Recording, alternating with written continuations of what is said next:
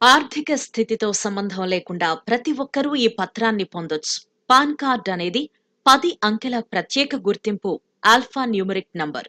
దీన్ని ప్రతి ఒక్కరూ తీసుకోవటం చాలా అవసరం. ముఖ్యంగా పన్ను చెల్లించే వ్యక్తులు, సంస్థలు పాన్ను తప్పక కలిగి ఉండాలి. భారత ప్రభుత్వం జారీ చేసిన ఈ ముఖ్యమైన పత్రాన్ని ఆదాయపు పన్ను శాఖ పన్ను చెల్లింపుదారుడిని గుర్తించడానికి, వారి డబ్బుకు సంబంధించిన ఇన్ఫ్లో, అవుట్ఫ్లోను ట్రాక్ చేయడానికి ఉపయోగిస్తుంది.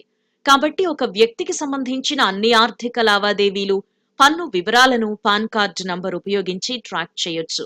చాలా మంది ఈ కార్డును తమ గుర్తింపు రుజువుగా కూడా ఉపయోగిస్తున్నారు. ఇలాంటి చోట్ల ఎక్కువగా పాన్ కార్డు నంబర్లను మోసగాళ్లు చోరీ చేస్తున్నారు. భారత్లో అనేక ప్రముఖుల పాన్ నంబర్లను ఉపయోగించి స్కామర్లు మోసాలకు పాల్పడిన సందర్భాలు ఇప్పటికే చాలానే నమోదయ్యాయి.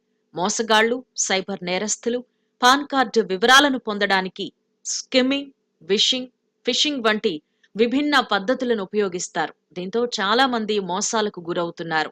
పెరుగుతున్న సాంకేతిక పరిజ్ఞానం, ఆన్లైన్ గుర్తింపు పత్రాలు, డిజిటల్ లావాదేవీలతో బిల్లులు చెల్లించడం, టికెట్లు బుక్ చేసుకోవడం, రుణాల కోసం దరఖాస్తు చేయటం వంటి రోజువారీ కార్యకలాపాలు సులభతరమయ్యాయి. కానీ ఆన్లైన్ ప్లాట్ఫామ్స్ వినియోగంతో ఐడెంటిటీ చోరీ, సైబర్ క్రైమ్స్ పెరుగుతున్నాయి. కాబట్టి ప్రతి ఒక్కరూ తమ పాన్ కార్డును ఆన్లైన్లో సురక్షితంగా ఉపయోగించటం, కీలకమైన సమాచారాన్ని రక్షించుకోవటం చాలా అవసరం. హ్యాకర్లు, సైబర్ నేరగాళ్లు వారి ప్రయోజనం కోసం ఇతరులు ఉపయోగించే వివరాల కోసం నిరంతరం వెతుకుతారు. పాన్ కార్డులు ఒక వ్యక్తికి సంబంధించిన పేరు, పుట్టిన తేదీ, ఫోటోగ్రాఫ్, పాన్ నంబర్, సంతకం వంటి కీలకమైన, సున్నితమైన సమాచారాన్ని కలిగి ఉంటాయి. ఈ వ్యక్తిగత సమాచారం మోసగాళ్లకు అందుబాటులో ఉంటే అది వివిధ మార్గాల్లో దుర్వినియోగం కావచ్చు.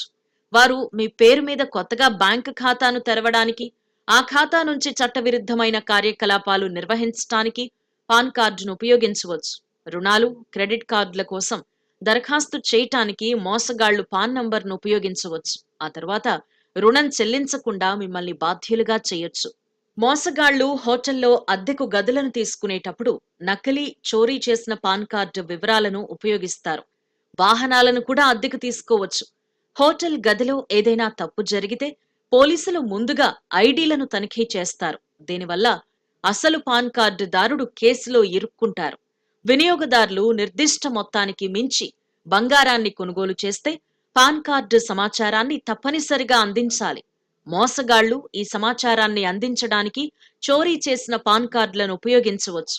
ఏదైనా పాన్ కార్డు దుర్వినియోగం జరిగితే ఐటీ విభాగం మిమ్మల్ని విచారణకు పిలవచ్చు.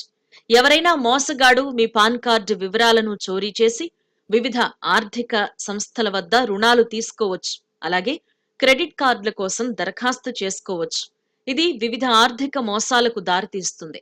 తర్వాత ఆ అప్పు అసలు పాన్ కార్డుదారుడిపై పడుతుంది.